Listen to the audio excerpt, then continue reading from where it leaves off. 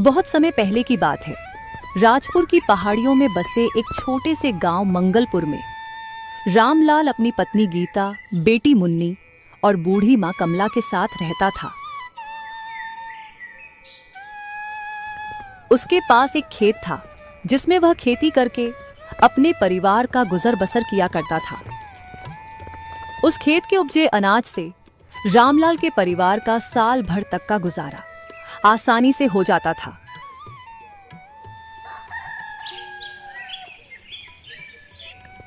एक दिन सुबह सुबह जब रामलाल अपने खेत में काम कर रहा होता है, तभी उसकी बेटी मुन्नी उसके पास दौड़ी दौड़ी आती है।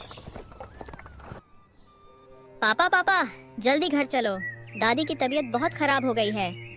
यह सुनकर रामलाल बहुत घबरा जाता है और मुन्नी के साथ घर की तरफ दौड़ता है। वह घर जाकर देखता है कि उसकी माँ की तबीयत बहुत ज्यादा बिगड़ गई है।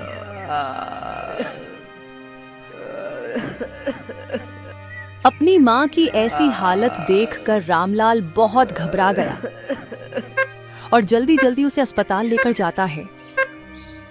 सर, आपकी माँ को एक गंभीर बीमारी है जिसका इलाज असंभव है, लेकिन हाँ, कुछ दवाइयां हैं जो इन्हें रोजाना दी जाएगी तो थोड़ा बहुत सुधार आ सकता है, लेकिन वो दवाइयां बहुत महंगी हैं।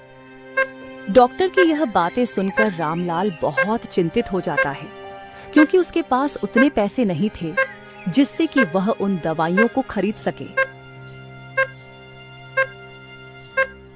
रामलाल के पास कोई विकल्प नहीं था, तो वह अपनी जमीन का अधिकांश हिस्सा बेच देता है और कुछ पैसे वह सेठ किरोड़ीमल से ब्याज पर लेता है।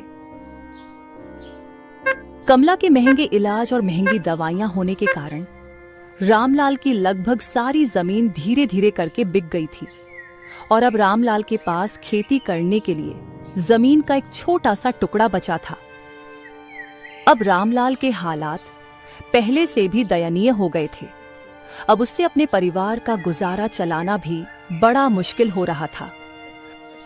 उस छोटे से खेत के टुकड़े में इतना भी अनाज नहीं हो पाता था कि घर के लिए खाने लायक अनाज बचाकर उस सेठ किरोड़ीमल का कर्ज चुका सके।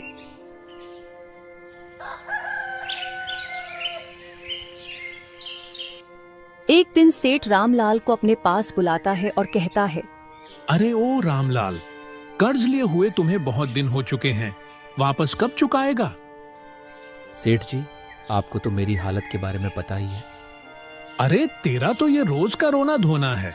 मैंने क्या तुम्हारा ठेका ले रखा है? मुझे नहीं पता, मुझे मेरे पैसे चाहिए। मालिक, अभी तो मेरे पास पैसे नहीं हैं। जैसे ही खेतों से फसल काट कर उससे जो पैसों की बचत होगी आपको देने की कोशिश करूंगा। अरे कोशिश करूंगा का क्या मतलब? मुझे मेरे पैसे चाहिए। मालिक, घर में बीमार बूढ़ी माँ है। माँ के इलाज करवाने के लिए भी मेरे पास पैसे नहीं हैं, तो आपको कहाँ से दूं मैं? ऐसा कहकर रामलाल रोने लगता है। रामलाल को रोता देख सेठ गुस्से में बोलता है, ओए सुन रामलाल, ये मगरमच्छ के झूठे आंसू दिखाना बंद कर।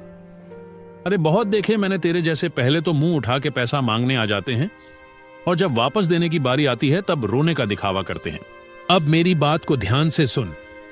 अगर 1 महीने में तुमने मेरा सारा पैसा वापस नहीं किया तो मैं तुम्हारा घर और जो बची खुची जमीन है वो सब छीन लूंगा।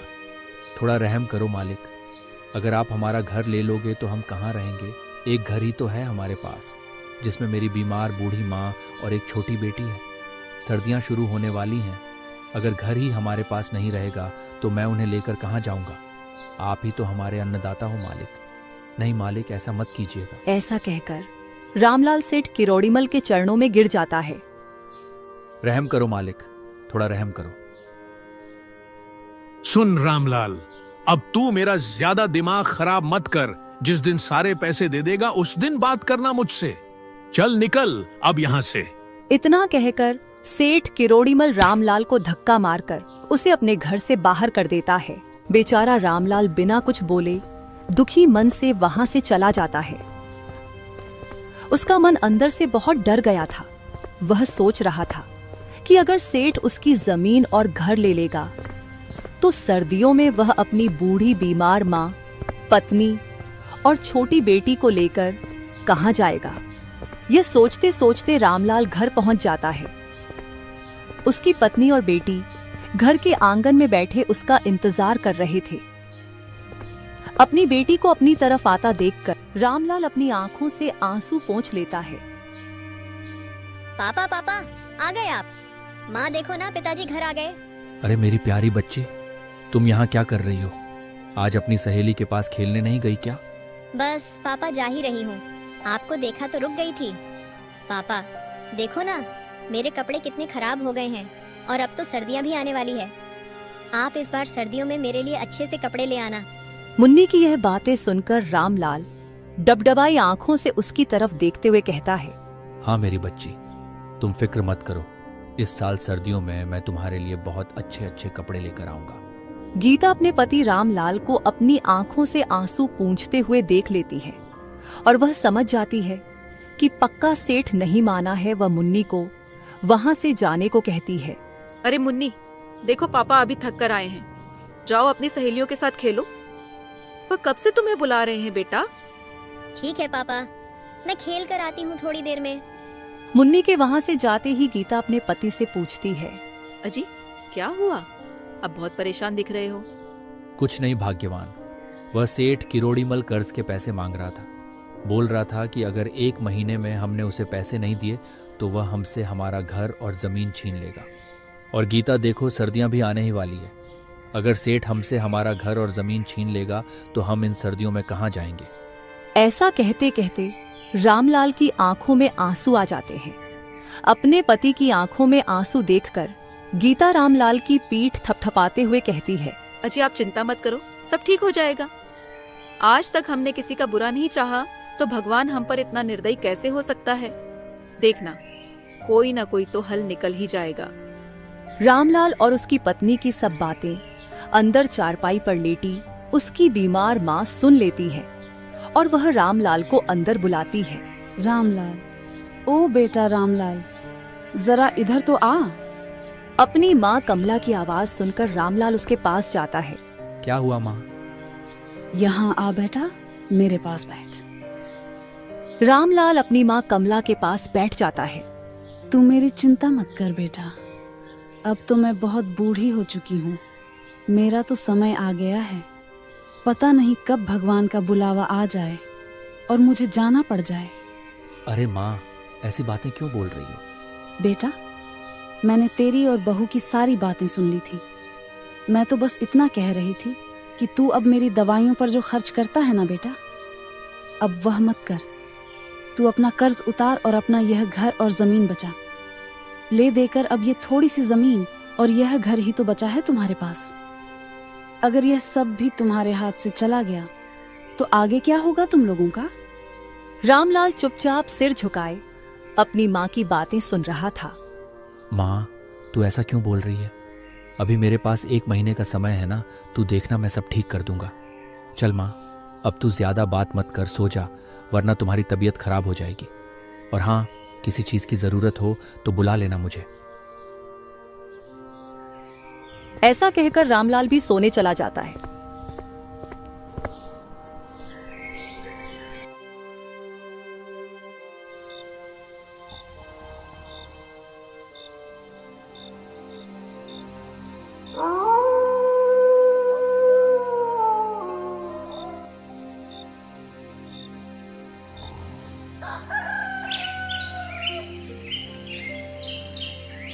सुबह उठते ही रामलाल अपनी पत्नी से कहता है, सुनो भाग्यवान, अभी फसल तैयार होने में कुछ समय बाकी है और सर्दियां भी अभी आने ही वाली है, तो क्यों ना इतने दिन में कुछ काम धंधा कर लूं, जिससे कि सेठ का कुछ कर्ज भी चुकता हो जाएगा और सर्दियों के लिए कंबल वगैरह भी आ जाएगा।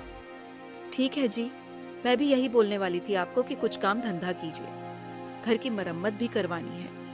दरवाजे, खिड़कियां और छत तो लगभग टूट ही चुके हैं। अच्छा ठीक है भाग्यवान, अब मैं चलता हूँ। माँ को समय पर दवाइयाँ दे देना और मुन्नी का भी ख्याल रखना। इतना कहकर रामलाल घर से काम की तलाश में निकल पड़ता है।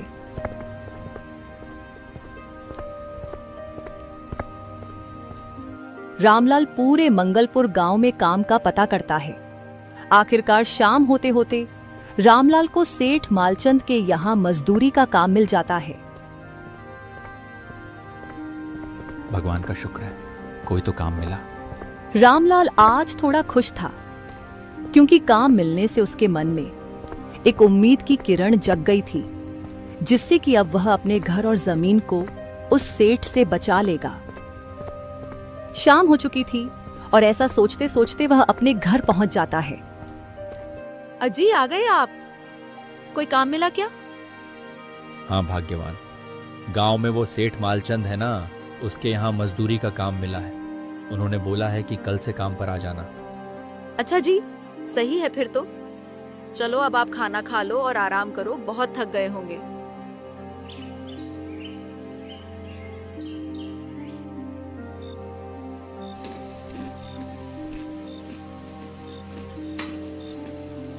रामलाल खाना खाकर अपनी मां के हालचाल पूछता है और फिर सोने चला जाता है।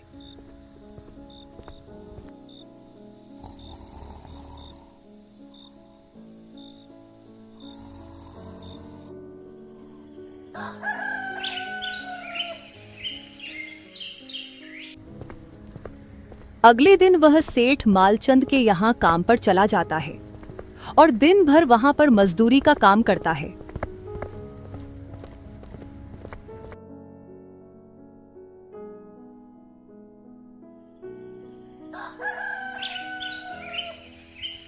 इस प्रकार उसे काम करते करते लगभग 1 महीना होने को आया था। सर्दियों ने भी अपने पैर पसार लिए थे और उधर उसकी फसल भी पूरी तरह से पककर तैयार हो गई थी।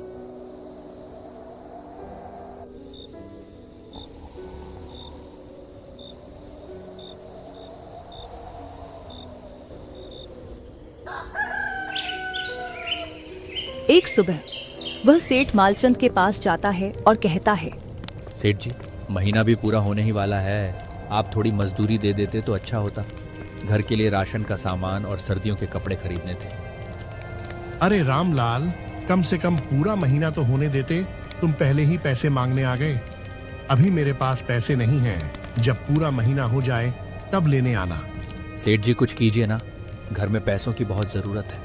घर का सारा राशन खत्म हो चुका है और बीमार माँ के लिए दवाइयाँ भी लेनी है। अरे बोला ना, तुमको एक बार में समझ नहीं आता क्या? पैसे नहीं है मतलब नहीं है, महीना पूरा होते ही मैं तुम्हारा हिसाब कर दूंगा। यह सेठ मालचंद तो उस किरोड़ीमल का भी बाप निकला। बेचारा रामलाल चुपचाप काम पर लग जाता है। ठंड बहुत बढ़ चुकी थी, शाम भी होने ही वाली थी। इस कड़कती ठंड में जैसे तैसे रामलाल ने अपना काम खत्म किया और फिर बेचारा दुखी मन से घर के लिए रवाना हो जाता है। रामलाल की पत्नी घर के आंगन में बैठी उसके आने का इंतजार कर रही थी। अजी, आज इतनी देरी क्यों कर दी आने में? और आपका मुंह इतना उतरा हुआ क्यों है? अरे भाग्यवान, अब क्या ही बताऊं। सेठ मालचंद से थोड़े पैसे मांगने गया था घर की ज़रूरतों के लिए, लेकिन वो तो गुस्से में मुझ पर ही चिल्ला रहे थे। बोल रहे थे कि 1 महीना तो पूरा होने दो, तुम्हारा हिसाब कर दूंगा। अजी, ये ऐसे लोग हमको ही क्यों मिलते हैं? लेकिन आप चिंता मत करो, मैं आज खेत जाकर आई थी, हमारी फसल पककर पूरी तरह तैयार हो गई है।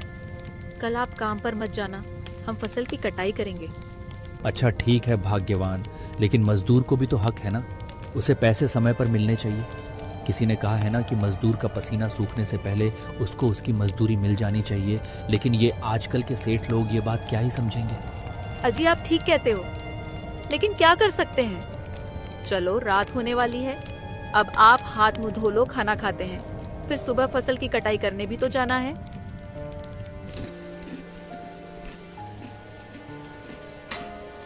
फिर वे खाना खाकर सो जाते हैं।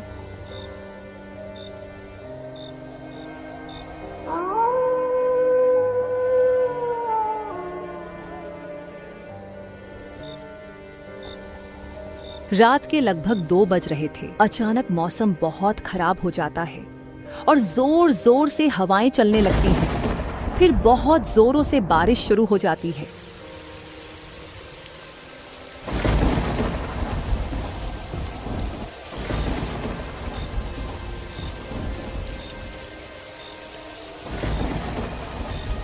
बिजली की तेज गड़गड़ाहट और बारिश की आवाज से रामलाल की आंख खुल जाती है। हे भगवान, ये कैसी परीक्षा ले रहे हो? सर्दी तो पहले से ही अपना कहर ढा रही थी, अब ऊपर से ये बेमौसम बारिश। रामलाल मन ही मन ये प्रार्थना किए जा रहा था कि कैसे भी ये बारिश रुक जाए। यह तेज बारिश लगातार 4-5 दिन से अपना कहर बरसा रही थी। लोग अपने अपने घरों में दुबक गए थे और अब मंगलपुर में सर्दी पहले से 4 गुना बढ़ चुकी थी।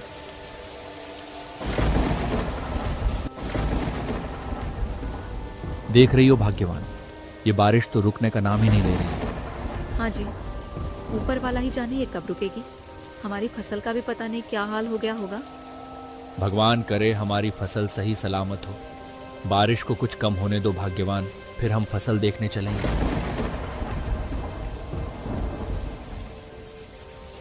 शाम होते होते बारिश कुछ कम हो जाती है। फिर वे दोनों फसल को देखने खेत की ओर निकल पड़ते हैं। वे दोनों खेत पहुंचकर देखते हैं कि उनका पूरा खेत पानी से भर चुका है और फसल भी पूरी तरह बर्बाद हो गई थी। हे भगवान, ये क्या हो गया? देख रही हो भाग्यवान, हमारी तो सारी फसल ही बर्बाद हो गई। अब इस कड़कती ठंड में हम क्या करेंगे? हाँ जी, यह फसल ही तो एकमात्र हमारा सहारा थी, वह भी बर्बाद हो गई। अब हम क्या करेंगे? हाँ भाग्यवान, हमारे पास एक कंबल तक खरीदने के पैसे नहीं हैं और कल परसों वह सेठ किरोड़ीमल भी पैसे लेने आने वाला है। वे बेचारे इस मौसम की मार के आगे क्या ही कर सकते थे। दोनों दुखी मन से घर लौट आते हैं। गीता, अब मैं क्या करूं? कैसे मैं तुम लोगों को बेघर होने से बचाऊं? और ऊपर से ये बेमौसम बारिश, जिससे अब तो कड़ाके की ठंड पड़ने लगी है और माँ की भी हालत खराब होती जा रही है। मुझे तो कुछ समझ में ही नहीं आ रहा कि मैं माँ और तुम लोगों को इस ठंड से कैसे बचाऊंगा। गीता चुपचाप रामलाल की बातें सुन रही थी। उसे पता था कि अब कुछ नहीं हो सकता। वह जानती थी कि अब हमारा यह घर और जमीन सेठ के हाथों में चला जाएगा। वह डबडबाई आंखों से कभी रामलाल को देखती तो कभी अपनी बेटी को, और रामलाल को भी बार बार यह चिंता सताए जा रही थी कि सेठ किरोड़ीमल का 1 महीना भी पूरा हो चुका है। वह कभी भी आकर उसे बेघर कर सकता है। फिर वो इस कड़ाके की ठंड में अपने परिवार को लेकर कहां जाएगा?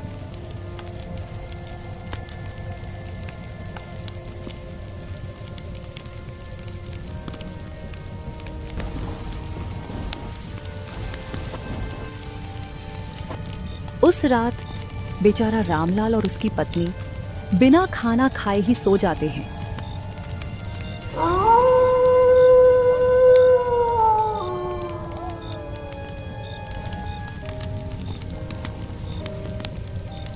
सुबह होते होते बारिश भी रुक जाती है। रामलाल को दिया गया 1 महीने का समय पूरा हो चुका था और सेठ किरोड़ीमल अपने आदमियों के साथ रामलाल के घर पहुंच जाता है। रामलाल, अरे ओ रामलाल, बाहर आ जल्दी, बहुत ठंड लग रही है। सेठ किरोड़ीमल की आवाज सुनकर रामलाल को यह समझने में बिल्कुल भी देर नहीं लगी कि अब उसके और उसके परिवार के साथ क्या होने वाला है। क्यों रे रामलाल, हो गया पैसे का इंतजाम? नहीं मालिक, मैं अभी पैसे का इंतजाम नहीं कर पाया हूं। तुझे पता है ना क्या होगा तेरे साथ? रामलाल हाथ जोड़कर सेठ किरोड़ीमल के पैरों में बैठ जाता है और उससे कहता है, मालिक, कुछ दिनों का समय और मिल जाता तो अच्छा रहता। इतनी कड़ाके की ठंड में कहां जाएंगे हम लोग?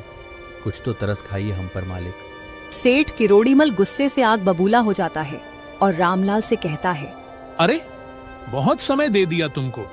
तुम भूखे नंगे लोग चले आते हो पैसा मांगने और पैसा वापस देने के समय पर रोने लगते हो। बहुत हो गया तुम्हारा। अब तू मेरे सामने यह रोने का नाटक मत कर। इतना कहकर सेठ किरोड़ीमल अपने आदमियों से कहता है, अरे ओ जग्गू और बिलवा, बहुत देर हो गई इसको छपड़ छपड़ करते हुए। इसकी माँ, बीवी, बच्चे और घर के सारे सामान को बाहर फेंक दो। सेठ के इतना कहते ही वे दोनों रामलाल के घर का सारा सामान बाहर फेंक देते हैं। यह सब देखकर मुन्नी बहुत ज्यादा डर जाती है और अपनी माँ गीता से लिपटकर जोर जोर से रोने लगती है। थोड़ी दया करो मुझ गरीब पर। इतनी ठंड में मैं अपनी बीमार माँ और छोटी बेटी को लेकर कहाँ जाऊंगा? ठंड से मेरी माँ मर जाएगी। मालिक, तरस खाओ हम पर, थोड़ा रहम करो मालिक। सेठ किरोड़ीमल रामलाल की एक नहीं सुनता है और उसके सारे सामान को बाहर फेंकवा देता है।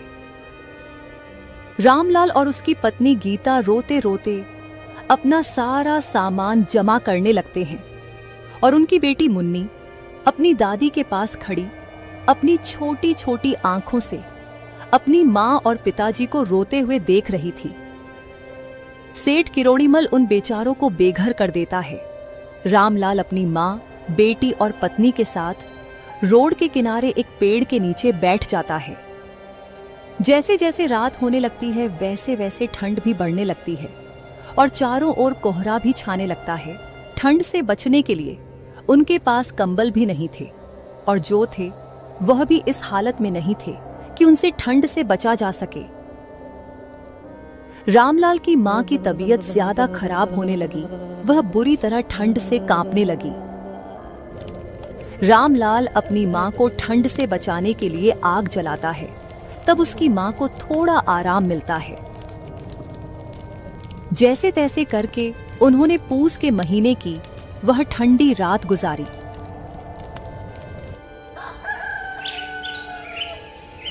जैसे तैसे उन्होंने वह रात तो गुजार ली, लेकिन उनके पास खाने को कुछ भी नहीं था और रामलाल की मां की दवाइयां भी खत्म हो चुकी थी। इसलिए वह मदद मांगने गांव में जाता है। वह सबके आगे हाथ जोड़कर मदद के लिए बहुत गिड़गिड़ाया, लेकिन बदकिस्मती तो देखो, किसी ने उसकी मदद नहीं करी। मदद के लिए भटकते भटकते बेचारा रामलाल पूरा दिन बिता देता है, लेकिन फिर भी उसके हाथ खाली के खाली थे। रात भी होने ही वाली थी तो वह अपने परिवार के पास वापस चल पड़ता है। कितने बेरहम हैं ये गांव के लोग, किसी ने भी मेरी मदद नहीं करी। जब रामलाल अपने परिवार के पास पहुंचता है, उस समय उसकी मां अपनी आखिरी सांसें गिन रही थी। वह अपनी मां की तबीयत के बारे में अपनी पत्नी से पूछता है।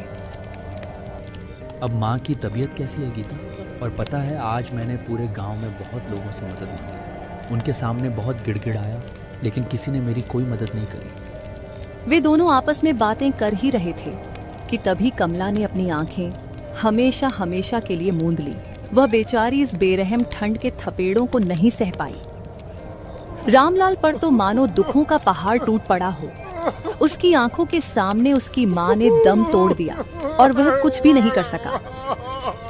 अजी, आप शांत हो जाइए। पता नहीं ऊपर वाले ने हम गरीबों की किस्मत कैसे लिखी है। ये मौसम भी बनाए तो हम गरीबों को सताने के लिए।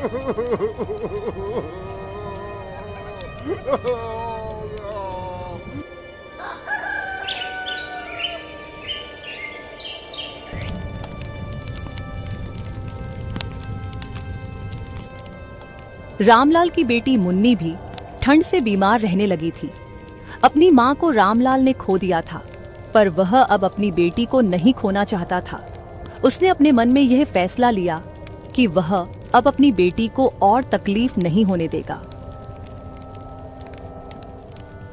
रामलाल लोगों के खेतों में मेहनत मजदूरी करने लगा और उसकी पत्नी गीता भी लोगों के घरों में खाना बनाने और मेहनत मजदूरी का काम करने लगी।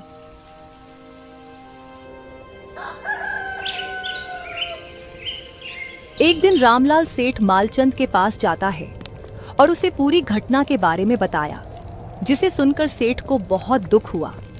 अब उसे अपनी गलती का एहसास हो चुका था। मुझे माफ कर दो रामलाल। काश उस दिन मैंने तुम्हारी मदद कर दी होती तो शायद आज तुम्हारी मां जिंदा होती। सेठ मालचंद रामलाल को उसकी मजदूरी के पैसे दे देता है। जिससे रामलाल ने गांव के बाहर ही अपने और अपने परिवार के लिए एक छोटी सी झोपड़ी बना ली थी। ठंड से बचने के लिए अब रामलाल के पास एक छत थी और उसकी बेटी मुन्नी भी अब धीरे धीरे ठीक होने लगी थी। पर रामलाल को अभी भी इस बात का बहुत अफसोस था कि अपनी गरीबी और ठंड की वजह से उसने अपनी मां को खो दिया था।